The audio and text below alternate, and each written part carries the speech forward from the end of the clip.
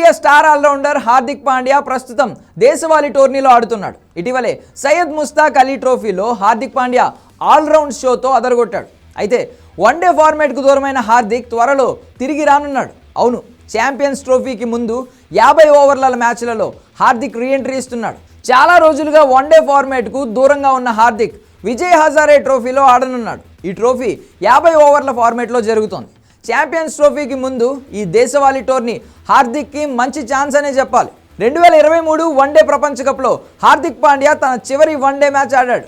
19 October 2023న Maharashtra cricket association స్టేడియంలో బంగ్లాదేశ్తో జరిగిన మ్యాచ్లో అతను గాయపడ్డాడు. అప్పటి నుండి హార్దిక్ వన్డే క్రికెట్కు దూరమయ్యాడు. అయితే హార్దిక్ వన్డే రీఎంట్రీ కోసం అభిమానులు ఆసక్తిగా ఎదురు చూస్తున్నారు. ఇప్పుడు ఛాంపియన్స్ ట్రోఫీ 2025కి ముందు హార్దిక్ వన్డే ఫార్మాట్లోకి తిరిగి రావడం టీమిండియాకు అడ్వాంటేజ్ అనే చెప్పొచ్చు.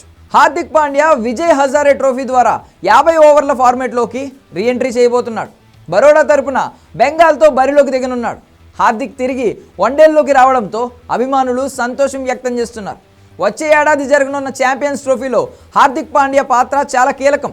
ఈ పరిస్థితిలో హార్దిక్ ఈ టోర్నమెంట్లో రాణించాల్సి ఉంది. తనను తాను ఫిట్గా ఉంచుకోవడానికి కూడా విజయ్ హజారే ట్రోఫీ హెల్ప్ అవుతుంది. హార్దిక్ తన కెరియర్లో ఇప్పటివరకు 86 వన్డేలు ఆడి 1769 పరుగులు, 84 వికెట్లు పడగొట్టాడు.